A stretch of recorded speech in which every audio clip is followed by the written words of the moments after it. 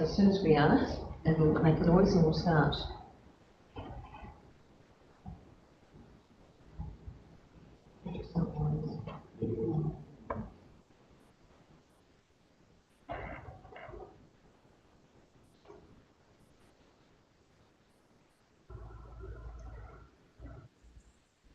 Right, so with that, I'll declare the meeting open at 3:03 p.m. and welcome everybody to the meeting. We are on live Zoom, but also have Emma there on Zoom joining us. Apologies, we have Councillor Phelps and we have Steve, iwi Representative Steve McLaren. He's not joined by Zoom, is he? No.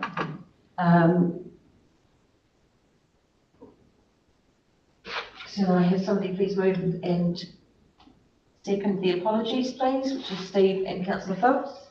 Councillor Burden, Ms. Adam. I'm just going to forward. All in favour? Carried. Thank you. Declaration of, sorry, I've jumped past the karakia.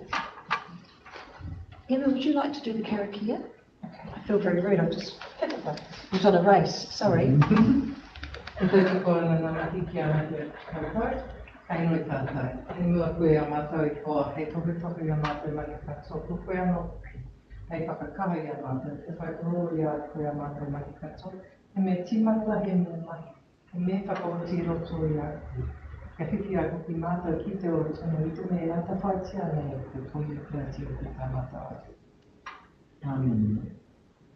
Would you like a translation of that? Go before us, Creator, in all that we do and the work that has begun and in its process until it ends. In your sight, may it be for the benefit of all. Amen. Nice. Thank you very much, Emma. Thank you. So, only apologies, my apologies for that. I was straight out of the blocks and into it. Declarations of interest was circulated with meeting material. There are no urgent items on the agenda. Minutes of meetings, we have the minutes from the 6th of September 2023 to pass. So I have a mover and a seconder, please. We accept those to an accurate record. Councillor Casson, Councillor Burden, all in favour? Carried, thank you. And straight on to presentations, and welcome John to give us a project update. Thank you very much. Okay, John, thank you for having me. I'm sharing slideshow, so I'll flip through the slideshow and I believe that, well, this was all sent to you a little bit late, so you've had that since late this morning, but we'll just talk through it and at the end go through next steps with you. Please ask questions at any point and I'll be ready to answer.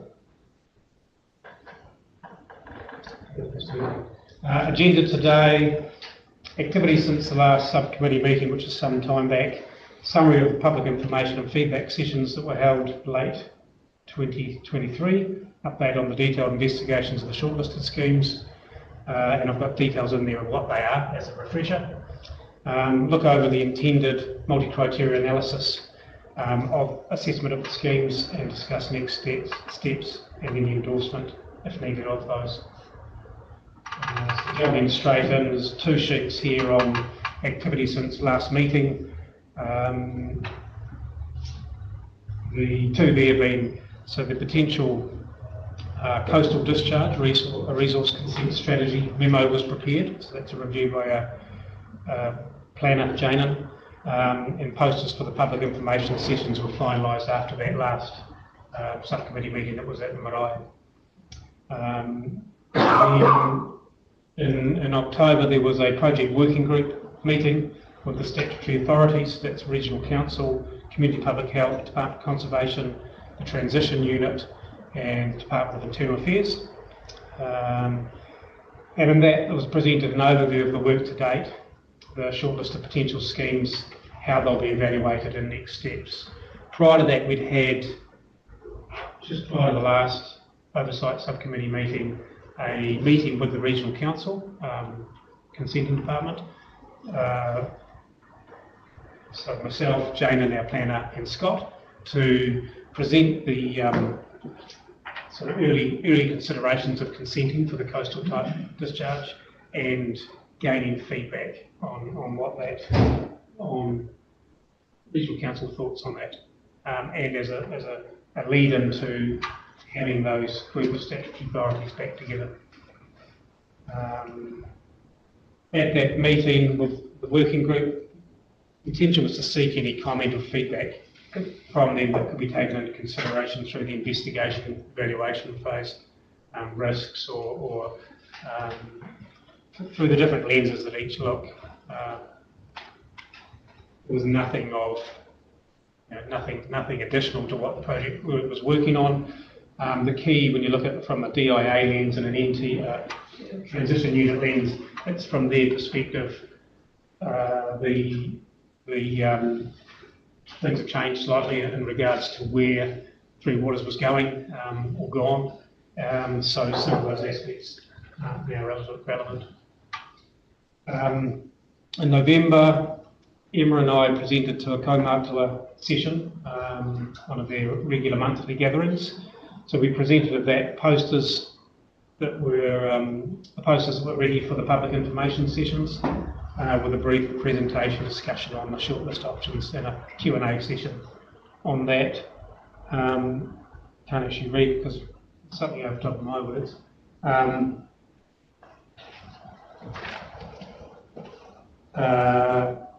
then the public information sessions in November, held at the Hokitika RSA on Saturday 4 November and Wednesday the 8th. And then we prepared a treated wastewater land application desktop assessment memo was prepared. So that was looking at the land application up on west of the airport zone. So that being the other of the two discharge options. We'll look at that in some more detail as we come to it.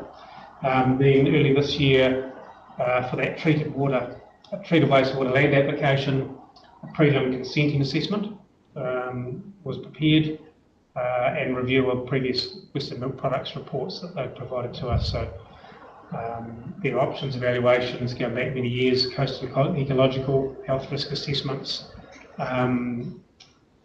for what was a Western Milk and Western District Council combined ocean discharge that was being looked at back in those days.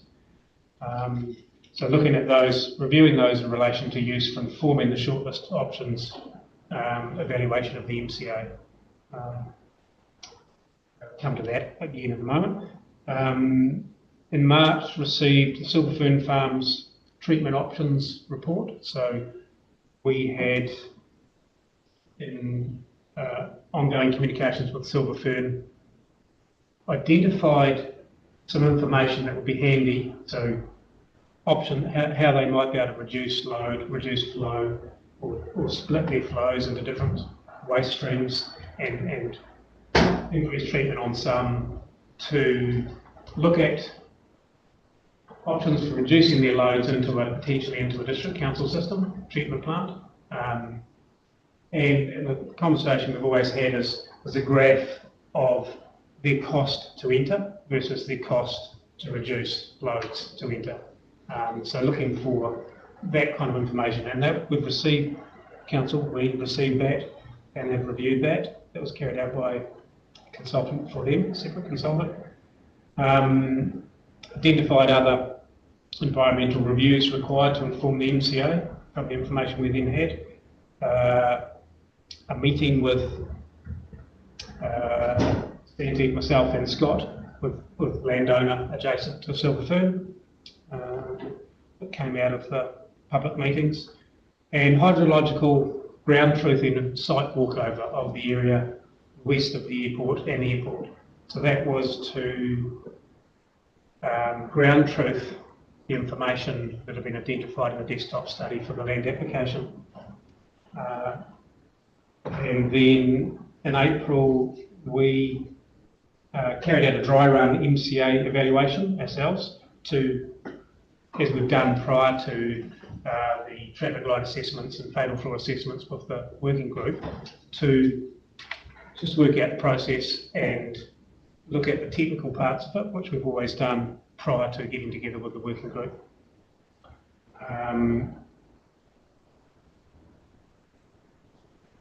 And so that was also looking at how to incorporate the Silver Fern Farm options. And then the last one there is progressing closeout of information to inform the scoring of the MCA, the multi-criteria analysis.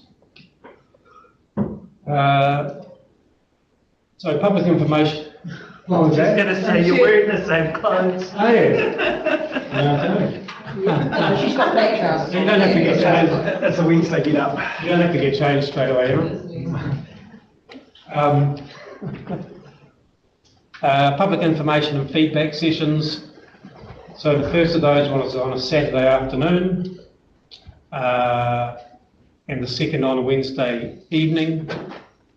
TV numbers were nominally a dozen or so to each. I think that'll be about, for those of you here who attended.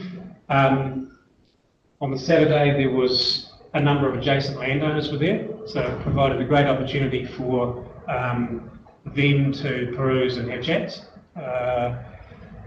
And the slide on the right, the poster there where all post-it notes were applied, captured any of the comments that people wanted to have recorded and stuck down. And so they talked to pumping costs and energy costs, so for anything that was up on top of the terrace or further back, so consideration of those. Desire to reinstall beach access at the current site. A congratulations, well done for consulting on this. A query, what happens post-disaster, e.g. power cuts or AF8. Question, what happens to the existing ponds, will they be beautified? A Silver Fern Farms related question relating to their discharge, and a query / suggestion that a wetland option be investigated. So the general conversations that were had there were able to generally be talked to quite nicely with the poster boards, because the posters provided a good, let's go back a step and look at this one, that now answers the question you had. There's the option that you were considering, or these are the wetlands that you were wondering about. So the posters were well received. The video of Jim was well received. I don't know if there's any feedback from those who attended, but we can come to that as needed.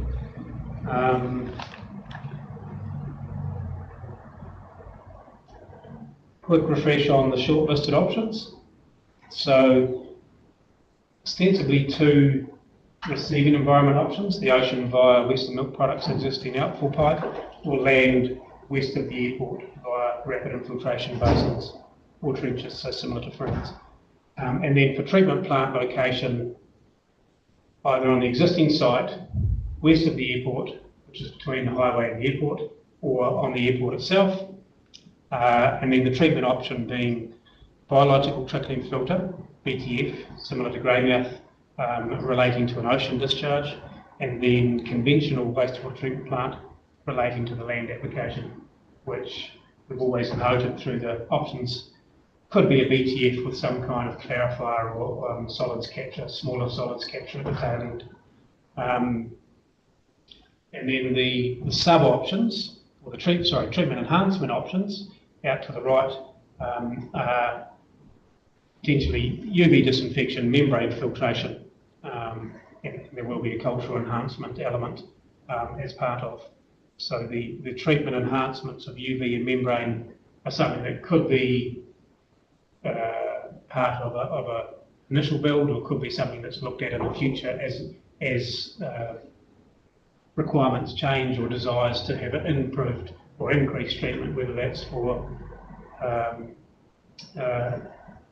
emerging contaminants or microplastics, etc. The locations, quick refresh on those, it's the blue highlighted items, O being ocean, TP being treatment plant, L being land. And these next two slides are taken from the posters presented at the public information session. So this was the receiving environment shortlisted options, showing the ocean outfall and a couple of bits of information on that, and the land west of the airport and some information on that, some example photographs, including Franz Joseph, which is the top right image there. And then in terms of treatment plant location, the shortlisted options being existing site west of the airport, and for the purpose of that information presented in the public, we showed that at the back of Silver Fern Farms, and then for the airport in the square there, the dashed square. Again, a snip from the poster presented at public information sessions on the assessment overview and criteria, being investment objectives, so going clockwise on the blue highlighted squares or square circulars. Alignment with agreed minimum service requirements, which includes public health risk, planning framework, constructability, greenhouse gas infrastructure. Critical success factors being affordability and technical feasibility. Alignment with the four wellbeings, and those investment objectives back on the upper left there. And the scoring is a 1 to 5. So this is the process that the working group will work through. 1 to 5, generally saying 5 being strong support or alignment and 1 being fails to support or align.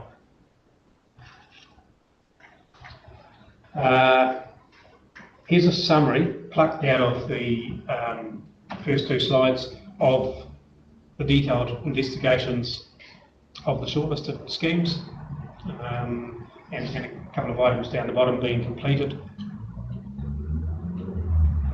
Any desire for me to talk to any of those points?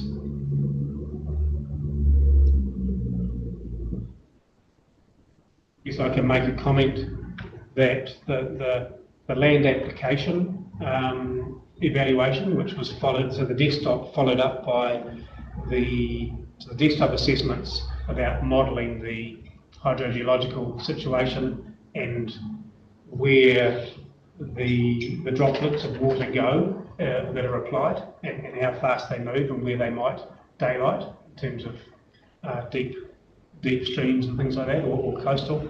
The site walkover was carried out, the hydrological site walkover that I was involved with, carried out during a very dry period, late summer, where the only water that was seen in some of these streams that come out toward the sea would appear to have been groundwater. So groundwater level at those points was able to be added into the model. So it verified a large number of the assumptions that were made in the model, showing that the groundwater is quite deep under that airport plane. So the airport land terrace has nominally a metre of silts, soils on top, so that the paki type soils over gravels, and because it has effectively got a raincoat on top, the groundwater is very deep. And there's a very large pit back in the back corner of the airport, inside the two sealed runways. It's about 8 metres vertically down, and there's no groundwater evident in that. So it gives an indication of how deep groundwater is, and therefore the hydraulic gradients out towards the Hokitika River and Hoho Stream and to the ocean out this side. So that information feeds into understanding the feasibility of the land application in that area.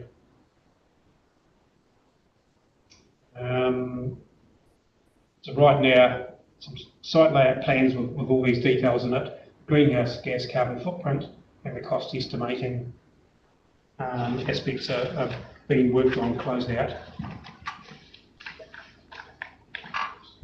There's a footer or zoom that I can't seem to move that.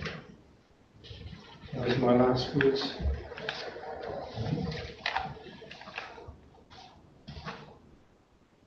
Oh yeah, cost estimate including council aspects. This is that timeline we previously presented. And we've updated a couple of dates there. So we're very close to the expectation will be to set at the end of this meeting a date for a working group MCA evaluation, and then a oversight subcommittee meeting maybe after that, and pin those two in a calendar with a lot of us here today. That'll be a good target. Just a question on the consenting process. Obviously, what is that, 18 months approximately? The key date, 12 months? yeah, so it's April 26. Sorry, October 25. April 26 is the consent expiring date. October 25 is the last date.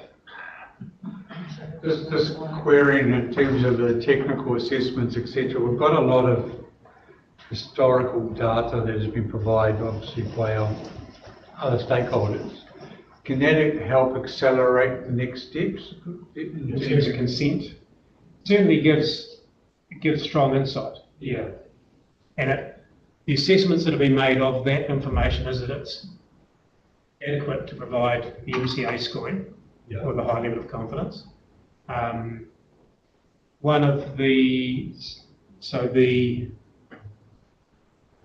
treated wastewater discharge to ocean evaluation that's been in terms of the consenting side of things.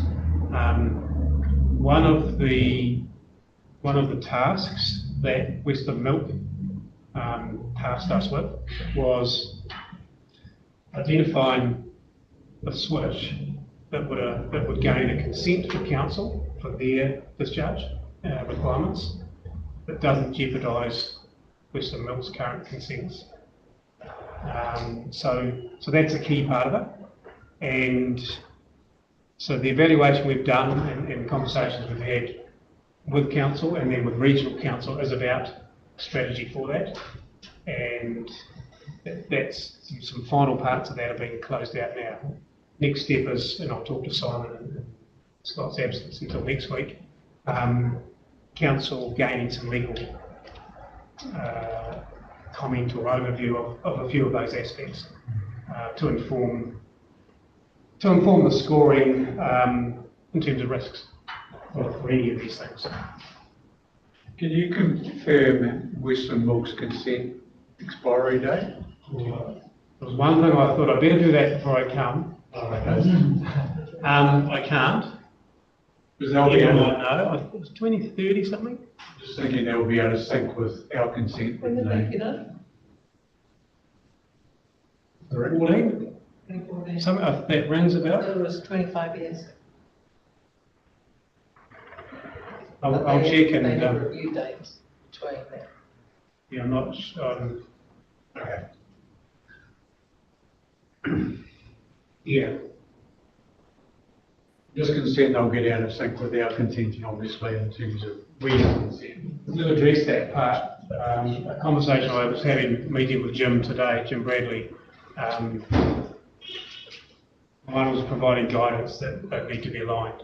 So that's an aspect to ensure is clear, so that the maximum term that might be possible might be to align. So I can't provide certainty on that standing here. So the budgetary figures we've got for the project are based on estimations at.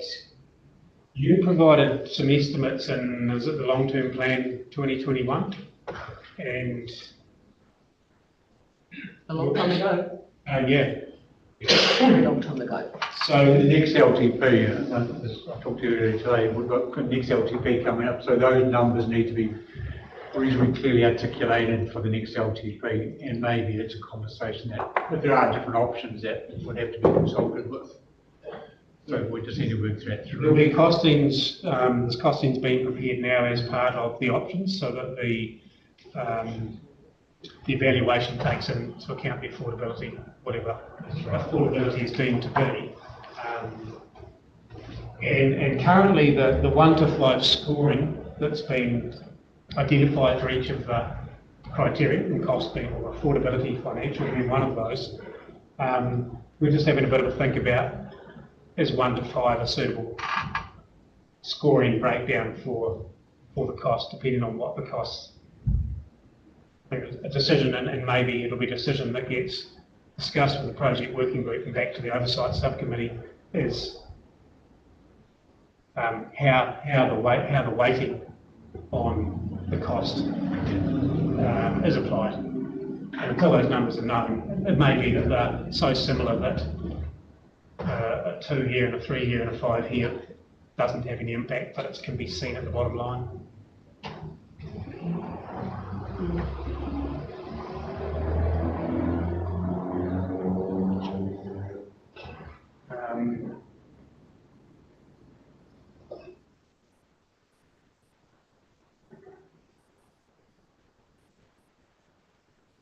I believe so, Simon. One of the conversations you and Scott and I previously had was in relation to the cost side of things, or financial, was that council would have their own review of financial aspects and how that fits into.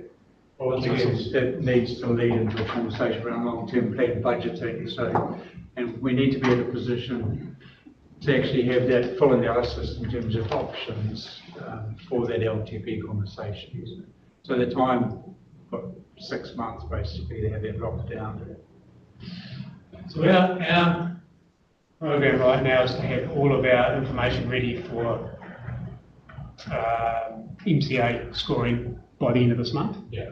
And so look to arrange a working group meeting sometime after that to suit, and then an oversight subcommittee meeting at the appropriate time after that.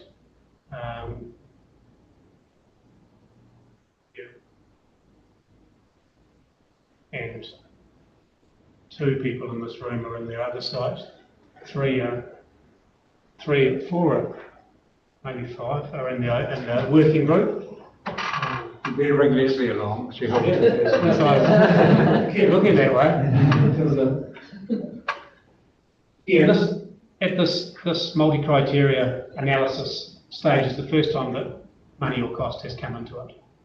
So, and the reason for that, as we've gone through previously, was that for the long list and all the options and the shortening down of it, we don't want, typically in a business case process or an RMA type process, best practicable, to throw options out because of cost to start with, because you want to bring them along and then as a part of it. My big concern is the escalation of the costs from when this was started through to when the club is going to be ready to push go. I don't know what sort of contingency has been built into it so far. I suppose that's not been factored in because you've been the overall picture as opposed to. I think that's a conversation for once those cost estimates have been shaken out. Certainly the items raised in the public information session on pumping costs, energy costs, are something that's been front of mind right from the go, because anything that's done further back from this way, from the current site, which is the end of the current reticulation, anything that gets lifted or goes further is pumping costs. And that's why a number of items were culled out progressively from the long list through to the long list through to the short list. So taking away those options that are further away over the river because they won't stack up, and for other reasons that are all sort of documented in the paperwork and the records. Just to highlight, councillors in the working group as well, this project is only for the Hokitika Wastewater treatment plant. We're not talking about any significant upgrade in terms of piping that would be required, etc. So, hence the sites are quite constrained. And the starting point for what are the options was start with the plant at the existing site, go across the road to what we're calling west of the airport, then go on to the airport, east of the airport, Blue Spur, Canary tailings type area, current dump site, if that ever changed, and then south side. So they were starting close to where the pipe is now, least additional costs through to further, and those being debated and through that working group process, which this subcommittee has assessed and endorsed. And it's the question now, again, the pumping costs, as was raised by the members of the community. The ideal situation would be potentially to be, if it wasn't the current site, for other reasons, across the road, protected by a highway and a railway line, but at a similar altitude, similar level, so that the pumping is not too dissimilar. And so that's part of the options. So we're still taking whilst one area was drawn for a wastewater plant on west of the airport, being the one in the centre, and for the purposes of this, it was shown on the back of Silverfern Farms property because of the trade waste involvement with them. We are looking at other sites in west of the airport as part of this options consideration.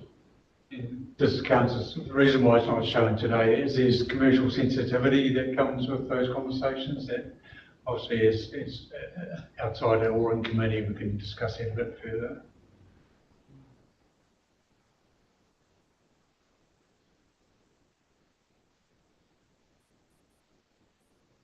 As part of the, just for your info, as part of the, this is probably the easiest one to look at, as part of the hydrogeological site walkover, we've visited many of the properties and all of the key properties in that west of the airport block. So the strips of forest you can see, or bush in the farmland, are generally streams where there's native forest, and quite deep trenches, so up to 8 metres deep at the head of some of those. So we've visited all of those key properties and at the extents into the airport land to make those observations and just record it. So it was a good opportunity too for conversation with landowners and a quiet gauging of their thoughts and views.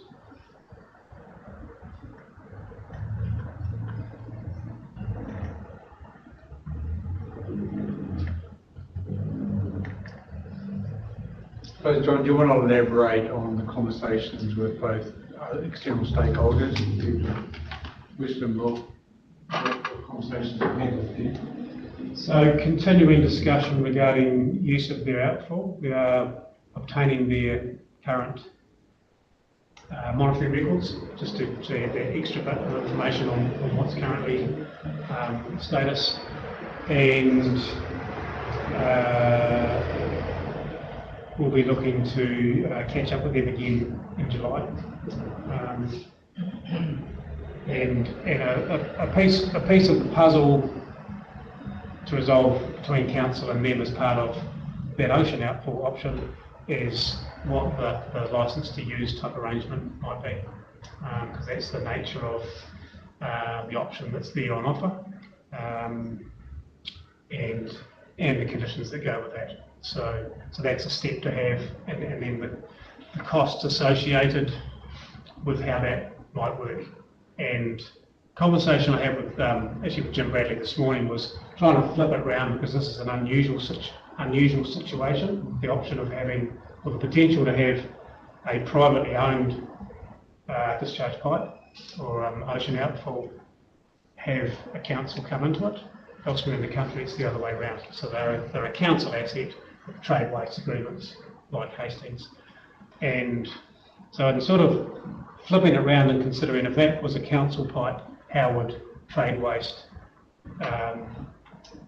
operators or trade waste companies that have trade waste discharges be charged to enter that pipe. There is model bylaw, the trade waste model bylaw, that uses what's referred to as the cost causative agent approach. So depending on whether flow or load is the key part, the approach might be to look at the capital cost to build, the operating cost, and any depreciation, and then look at that and look at the life, whatever the life is for that, how much each party uses, and if there was multiple trade waste come into a pipe that counts alone, that's the approach they would probably use based on model bylaw. So then flipping it around the other way for the parties on the other sides, that's a starting point for a conversation.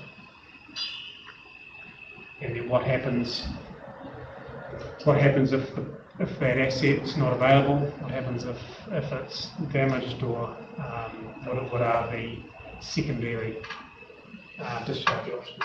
That's always got to be a consideration under the RMA.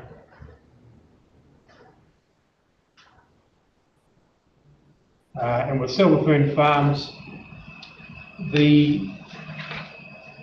so they had a options evaluation and recommendations report prepared by their own consultant. And from the options that they looked at, identified a recommended / preferred option, being an SPR treatment. So it's another 3-letter acronym for you all to go home and Google. And a large benefit of that is colour removal. So for an ocean outfall discharge, colour is a key concern for the receiving environment. So that we have, and I haven't got this on a slide, but as part of our options table, we've always had the Silver Fern Farms treatment and discharge option to be confirmed. We're now currently assuming an SPR level of treatment for the ocean outfall option to be confirmed with Silver Fern Farms, which we had a conversation with them last week before, and then bypass the district council. So that would be the level of treatment, and then bypass council's domestic wastewater plant and join. So that's the option we're assuming for the MCA, and for the land application, same level of treatment, and then either treat through the council domestic system, that's additional treatment, or bypass that and go to the RIS. So same option, but with a potential, depending on risk, to basically risk of blinding the receiving gravels. So the additional level of treatment could provide less risk, but that's a balance to be found. And then for discharge, currently assuming the discharge will be combined discharge with council to that land application. So initially there was quite a number of permutations and options, as I think you're probably all aware, for Silver Fern Farms, of having a reduction to a certain level and looking at different options, and then how to feed them into our shortlist, which is 11 options because of the sub-options, but really only 2 receiving environment options. Through a bit of going around in small circles, ever decreasing circles, that's the assumption we've come up with, which Silver Fern Farms supported as a feels like the right approach forward. The costings and the things that come with that will now quite clearly help crystallise those assumptions. So yeah, so that's initially it felt like having the one trade waste. If there was 10 trade waste, large trade waste companies coming in, it would just be possibly a simpler process. But having one we've got that now.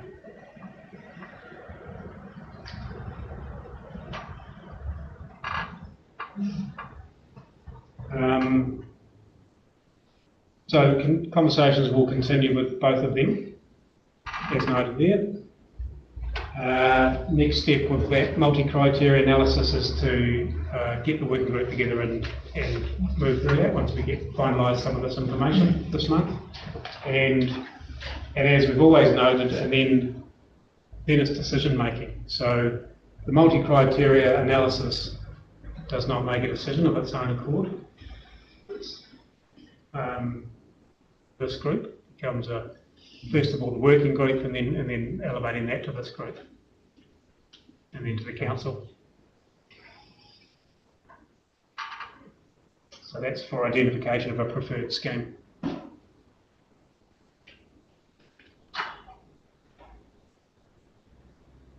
And no, I don't know what the answer is. It hasn't been done yet.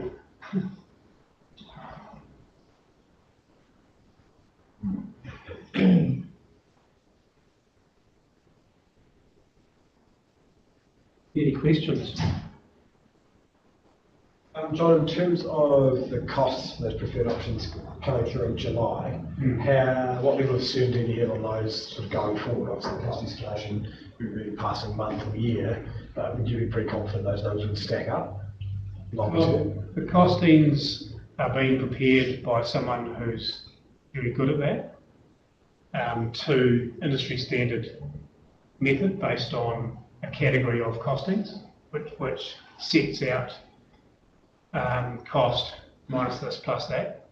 So I don't understand those categories, but we'll provide that information through.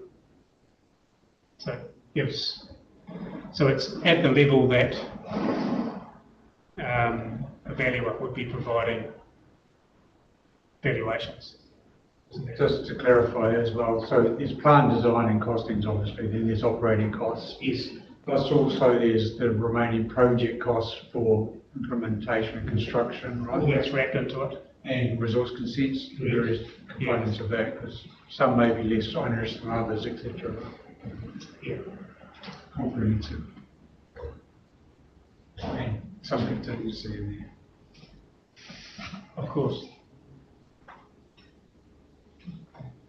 Depending on the complexity, there's always the risk that Environment Court could take a role in this in some way or another. The fact that we've had a very open and transparent process, and this is why we are doing the long road to make sure there's no hurdles at the end of the other side, so including those everyone in the conversations on the way through.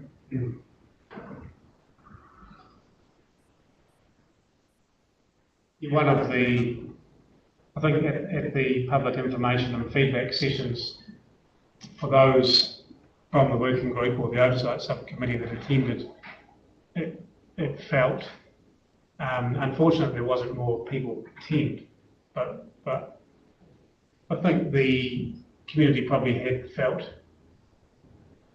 reasonably well informed leading up to it. A number of articles, a number of news releases to I guess inform people that there was a process occurring. So it may well have been the reason that people in numbers didn't turn up. And those that did generally had a proximity to areas that were shown, or lived near that area or passed near that area, or recreated in that area.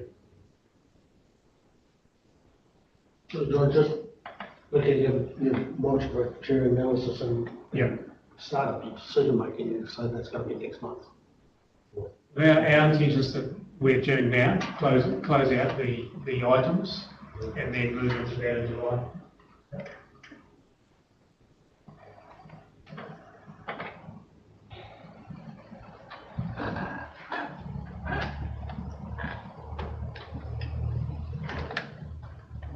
Go back to that slide on the process.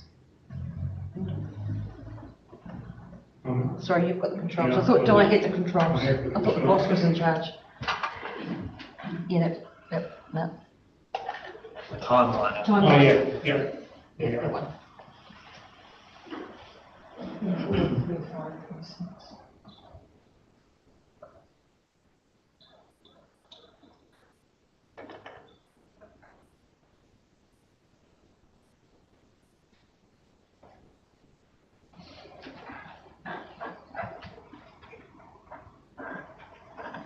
John,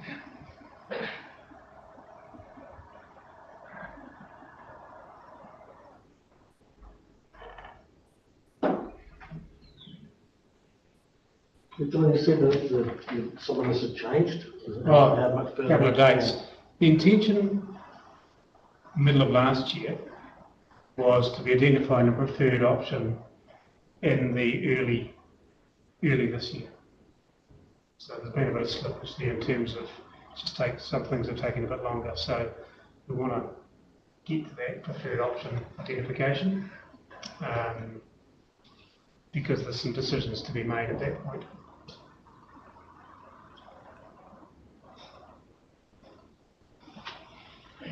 So the big decision's been made. So July, you're hoping to have all that detail. Yes, yes. So the aim being now, if we can, identify a date for a working group meeting, and then if this group wants to identify an oversight subcommittee meeting sometime, around time after that. So, John, But we can do that closer to the time, depending on what.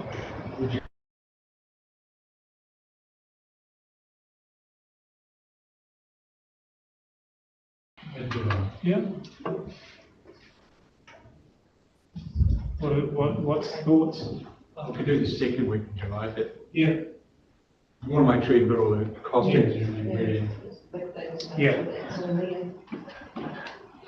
I haven't set a date of around there. Yeah. And as we've done previously, the couple of times with workshops we've had, if it doesn't get completed on that, it's not the end of the world. We can, if there's items to close out because we can't as a group score it, or decide that certain people can't make it. Should we target a Wednesday, the 17th? Wednesday is always the day Wednesday this time is the day that works for everybody.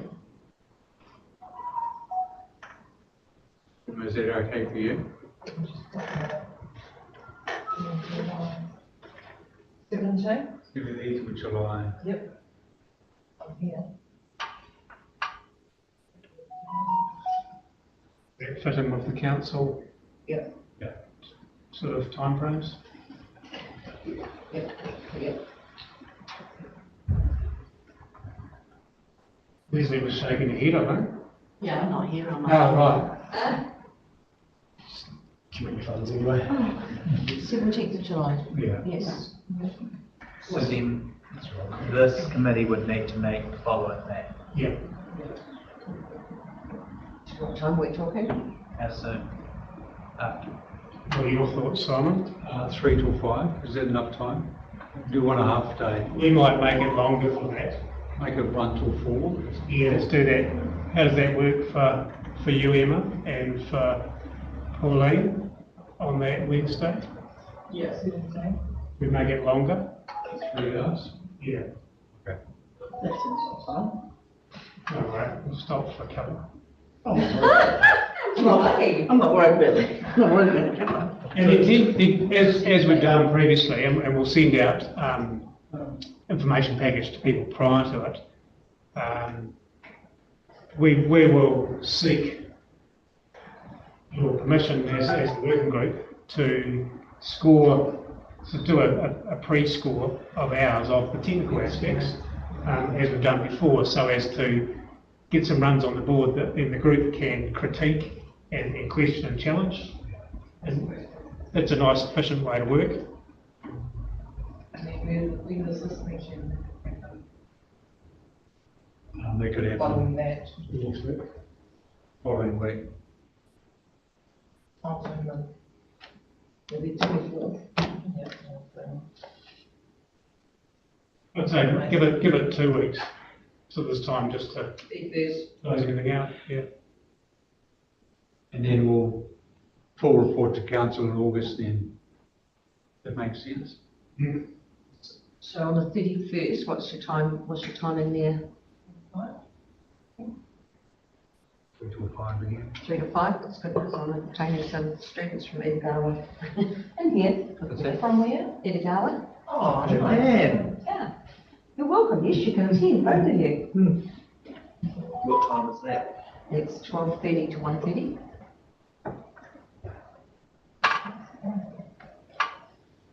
What time are you saying?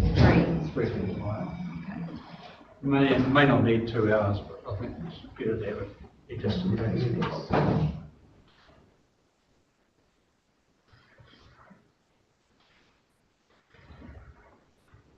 The challenge that I see, John, if council wishes to proceed looking at more than one option, and wants to go back out and consult with the community as part of a process, official process, it would be potentially an LTP process, or depends on how it's done. That'll lose us 6 months of conversation. That's my worry, if we can't land on a preferred option. Considering council has approved historically in LTPs to proceed with the project, it comes down to if it can't make its mind up on one preferred option. Yeah. Because effectively it's 2 options. Effectively, this process is looking at 2 receiving environment options. But if we can find a one that, is a no-brainer, makes perfect sense, which I'm hoping we can, then just proceed as normal. Sure. But if we're saying, well, we have to do this, but this is the impact of it, it creates an anomaly.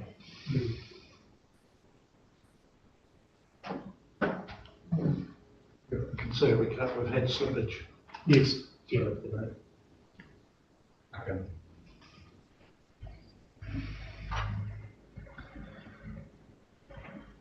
It could always be done under special consultation to fasten the process, obviously, as well, if it's required.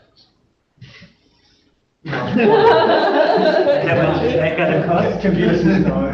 One, it's not an LTP amendment, it's just a consultation. Just Sorry. Just a few bob more, that'll be fine. People are asking this stuff. yeah. Do we have a costing on the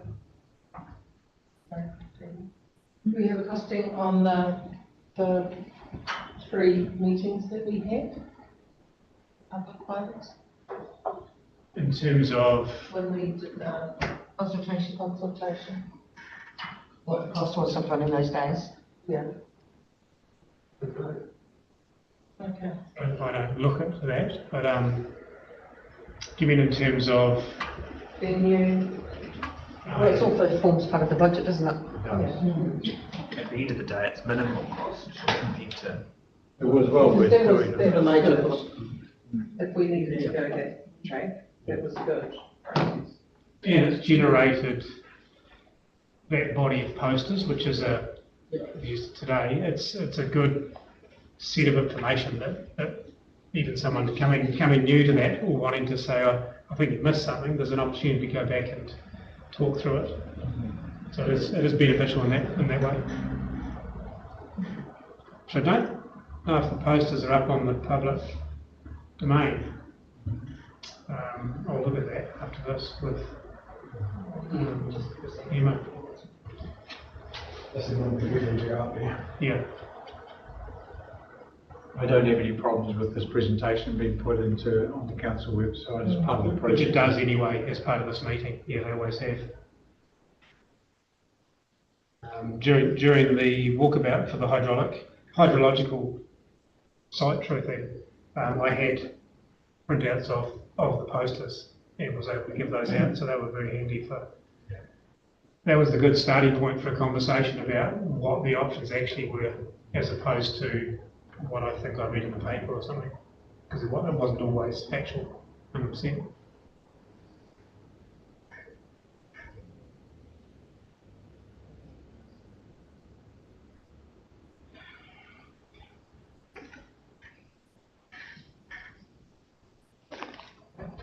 Multitasking?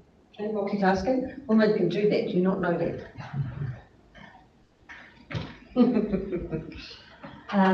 Right. Any further questions? No. And we'll confirm the diary dates out to everybody. I think everybody's recorded those, we'll just confirm that out. And if you've got any issues with timeframes as far as information that's required, just, Yeah, we'll keep in touch. flag. So Scott's back next week, I believe. Yeah. Yeah. Hopefully. No, he's back next week. From a time perspective, we've got those dates. There's no dates before then that can be used. Shuffle it closer. Well, they need to do all their finances. Just need to close those items out. We'll keep in touch in case it can be brought forward. Yeah. So our target's been to pull an internal target of the 21st of this month to pull information through. So having a date helps quicken things. Good. All right. If we can knuckle down for the next segment.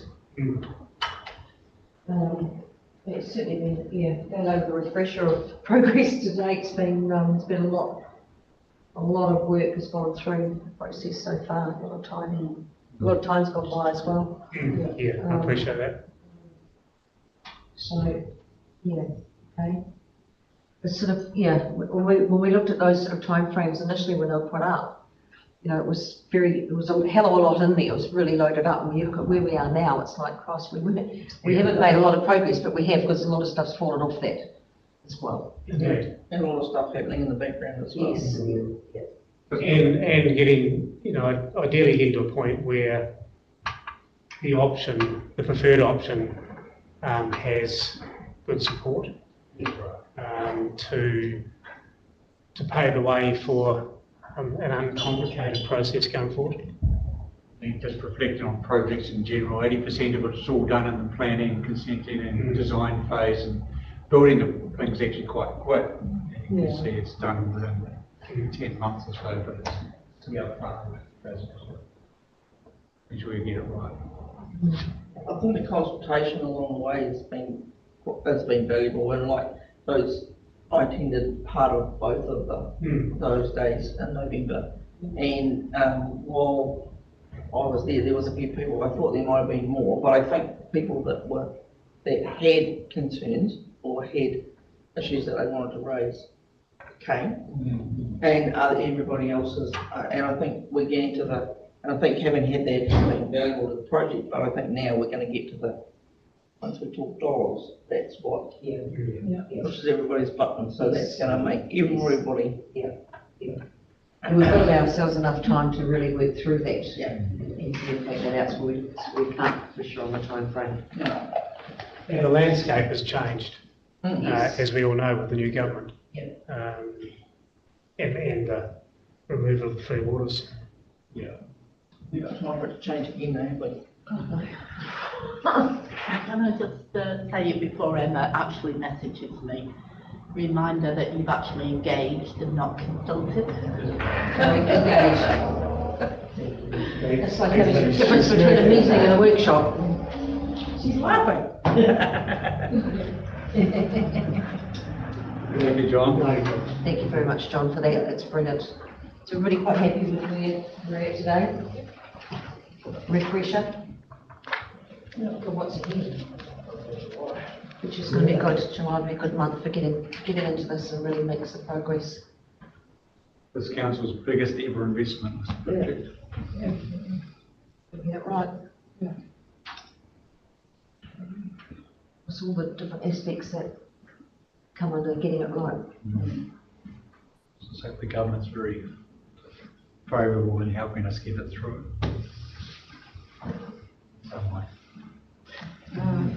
Somebody within government. All right. Thank you, John, very much for that. Anybody got anything further? No. So I'll declare the meeting closed at 4:02 afternoon. Thank you, Emma, for her attendance by Zoom. Is anybody else on there? No. Okay. And we'll confirm those meeting dates out with everybody and look forward to coming back together and getting into some pretty heavy information and decision making. Brilliant. Thank you.